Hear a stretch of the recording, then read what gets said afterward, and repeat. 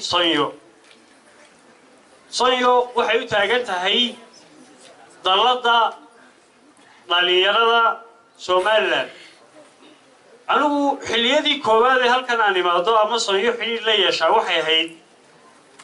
sanadkii 2006 maalinta caalamiga ah ee dhalinyarada adduunku waxa la yiraahdo 12 August markii koowaad Soomaaliland waxa laga xusay 2006 nin dhalinyaro baan lahaa oo bidaartan iyo waxaan lahayn soo dhawoobay gelinkii hore waxaan joognay hodeel la yiraahdo ambassador habeenkiina Mansoor baan joogay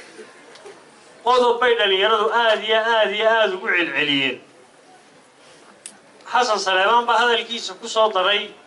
oo waxa kamid ahaa saalahan dastuurka Soomaaliland baa wuxuu yiri wax madaxweyne lagu noqon karaa 40 jir xildhibaano waxa lagu noqon karaa 35 jir laakiin taa laga baxaya ma jiro oo qaar la hagayo ama balagada ayaa inoo talinayo oo ilaa qaar kale ilaa 98 kii baan garanayo in hor taagnaayeen in dhalinyaro way sharaxay waa Cabdullaahi Leeyla waxa lagu yiraahdaa aabaha iyo awiyada bilaa camale maxaa doonaysaa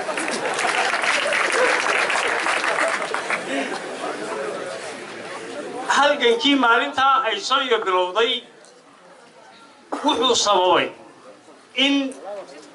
daadii dadka lagu dooranayay hoos loo soo dhigo oo berigii hore xildhibaanka golaha deegaanka waxa isu sharixi jiray 35 jir tii dhaweydna waxa laga dhigay 25 ugu yaraan halkaa waxa aynu ka helnay chance aynu kaga mid noqono fagaaraha hogaaminta noloshu halgankaas ay u baahan tahay waxay u baahan tahay in la yeesho isku duubni iyo karti loogu qabac dhigo awoodaha kala gedisan ee qofka ka hor imanaya inta uu halganka nololeed ku jiro dhalinyarada iyo caqabadaha ka hor imanaya maanta kuwa ugu saameynta badan ee ugu naxdinta badani waxa kamid ah tahriibka oo kale maalin walba dadka waa la waaniyaa ilaa sidii dalka dagaaladu uga dhaceen Liibiya waa lagu dhimanayay haddana ma waan toogno maanta waxay maraysaa heer la kala iibsado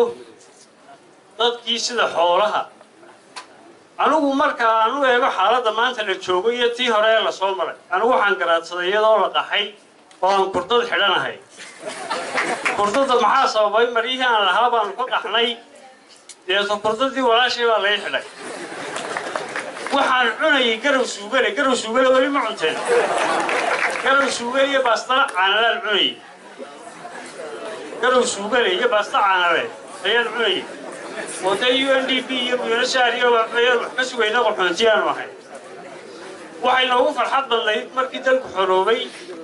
معلم كده بيسان نرشوا ويسي ونكسنانيس معلم كده بيسان نرشوا ويسي ونكسنانيس فرصة وحبرشوا ويسي ونكسنانيس دلك أنا وان شام على الهاي بالشوغني يدو سكندري أنا لقى بحين بالشوغني يدو سكولة ده يبربرسينهين أيام الشوغني أن قفينو دلكيس آمنو إسلامر كان وكفكرو محاد dadkaaga ku soo kordhin kartaa dalku muxuu ku qaban karaa maaha maxaad adigu dalkaaga ku soo kordhin kartaa ee maskaxdaadu curin kartaa ee gacantaadu qaban kartaa ayaa loo baahan yahay marka aynu u soo noqono barnaamijkan bandhiga hibada dhalinyarada malaha markii hore waxay ahayd in la yiraahdo lecture baad dhalinyarada u jeedinaysaan markii hore waxaan filaynay inaan ama suugaan dhageysano ama wax soo saar kale oo dhalinyaradu samaysay aanu laakiin ugu yaraan qof kastaaba marka uu naftiisa qiimeeyo waxa uu dalka u geli karaa halkaas uu kaga habboon yahay nooca cilmiga ah ee uu baran karo hal abuurka uu samayn karo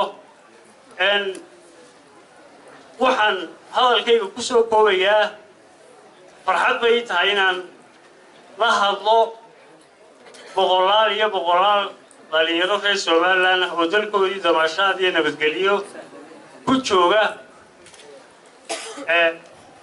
waxaan ku soo koobayaa markay barnaamijka hibada noqoto in qof kastaaba uu isku dayo inuu buuxiyo kaalinta uu qarankiisa u buuxin karo waxa ugu habboon ee uu qaban karo qof kastaaba haddii uu qabto wax badan bay inoo hagaagi lahaa intaasna aan ku soo koobayaa. Assalaamu calaykum. aad u mahadsan yahay abwaan